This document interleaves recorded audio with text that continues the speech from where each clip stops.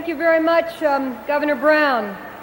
It is now my great pleasure to introduce one of the rising stars, and it should be clear that the Democratic Party only has rising stars. He is a member of two key energy committees of the Congress, and he has become well-versed on the leading issues of our day. He is now completing his second term. Will you join with the great state of Massachusetts in welcoming Congressman Ed Markey?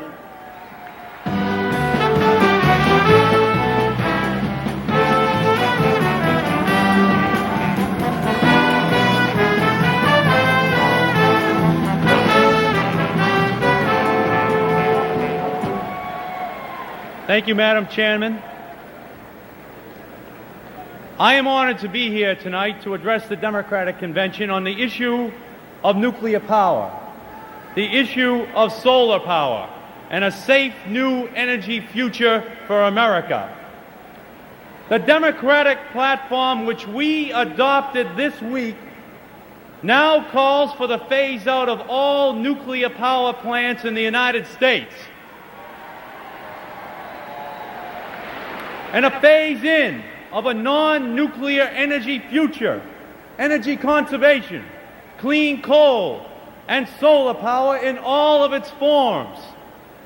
As Senator Kennedy declared last night, and I quote, "We can be proud of our party stands for investment in safe energy instead of a nuclear future that may threaten the future itself." I stand here tonight for the tens of millions of Americans who want this energy message to resound across this land. Americans know that a new energy vision will not emerge from the Republican Party. The Republican platform shortchanges solar power and energy conservation. Instead, the party of Ronald Reagan trumpets the policies of the big oil and nuclear companies, and these are the same discredited energy policies and mistakes that have been repeated for years. They ignore the promise of a safe energy future. They promote nuclear power as a panacea.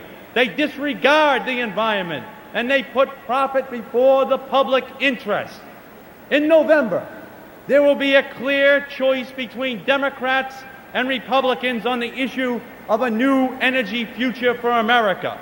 And Republicans will lose that battle in November because the American people want their future based on solar power, not upon nuclear power. The American people know, after 3 Mile Island, that nuclear power is not fail-safe because people are not fail-safe. Accidents do happen, and a single accident could kill thousands. The American people know there is no real solution to the problem of radioactive waste, a threat to the health of this and future generations, and as the waste keeps piling up, scientists scratch their heads and wonder what to do.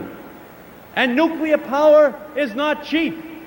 Even Wall Street knows that it's a financial disaster. Reactors that cost $200 million to build only a few years ago now cost well over $1 billion.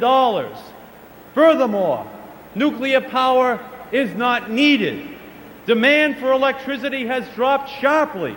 Most of the country has excess capacity, and we are learning that nuclear power does not significantly reduce our dependence upon foreign oil. Only 10% of our oil is burned to generate electricity. And perhaps the most alarming of all, nuclear power guarantees the spread of atomic arms around the world as country after country takes the fuel from their reactors and uses it for weapons. For the same nuclear reactors that boils water to create electricity also creates plutonium, the stuff of atomic weapons. Plutonium from which the next Ayatollah can roll the dice and hold the entire world hostage. For all these reasons, millions of Americans will cheer the fact that the Democratic Party has endorsed an orderly phase-out of every nuclear power plant in America, and the fact that the Democratic Party endorses an energy agenda based on conservation and solar power. In the 5 years after the 1973 oil embargo, energy conservation and energy efficiency alone delivered 2.5 times the energy of all other energy sources combined, from the Alaska Pipeline, offshore drilling, nuclear power, all of them. If we saved only 15% of our energy today, it would equal all the oil we now import from OPEC. If we launched a crash energy productivity program, we could save millions of barrels of oil every day by 1990. By weatherizing our homes and offices and factories, by tough new appliances and automobile fuel efficiency standards, by industrial innovation and cogeneration, not by sacrifice of our living standard, not by a loss of jobs, but simply by investing in the steps already within our reach to use our energy more wisely. But saving energy is not enough. We must produce new energy as well. We must accelerate clean coal technologies compatible with environmental quality. We must drill for new oil and gas. And we must depend upon the sun. For our nation is not running out of energy. Bountiful resources lie all around us, waiting to be tapped. Clean, safe, inexhaustible solar energy in all of its forms. Solar is not only the promise of tomorrow, it is here today. 300,000 homes in America now have solar equipment on their roofs. Thousands have wood-burning stoves in their dens and living rooms. Thousands of farms are turning crops into gasohol. Dozens of cities are burning their trash to produce electric power. Hundreds of streams and rivers have been harnessed to produce electricity.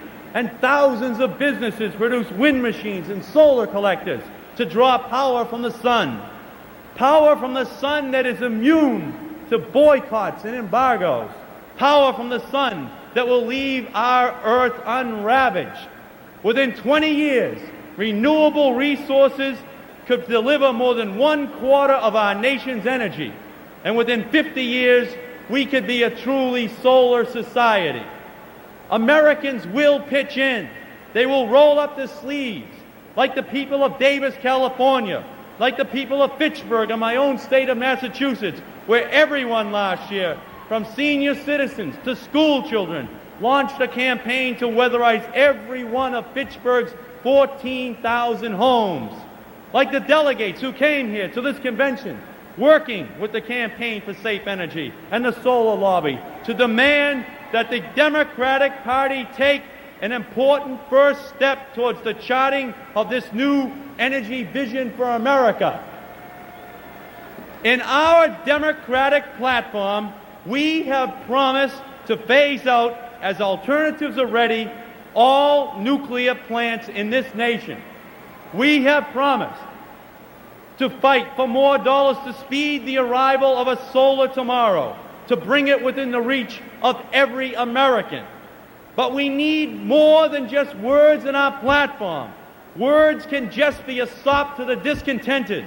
We must leave this convention determined to go the full distance to ensure that these pledges are fulfilled. Because history will record that the challenge of shaping a new and a safer and a more secure energy future was the great challenge of the 1980s. The Republican Party platform points in one direction, but it is the discredited direction, a direction of the past, for they are the party of nostalgia. But for the people of this country, the past is just a memory, and the future is their hard reality. The decisions before us are as urgent as any that have faced us in our 200-year history. The United States can no longer tolerate to have the course of its energy destiny being set by the oil tankers of OPEC. Our nation's survival hangs in the balance, but we can meet this challenge. Let us join together. Let us shape together a new energy destiny for this country, breaking our addiction on imported oil, phasing out of nuclear power, and committed to leading America and the world into the solar age. Thank you very much.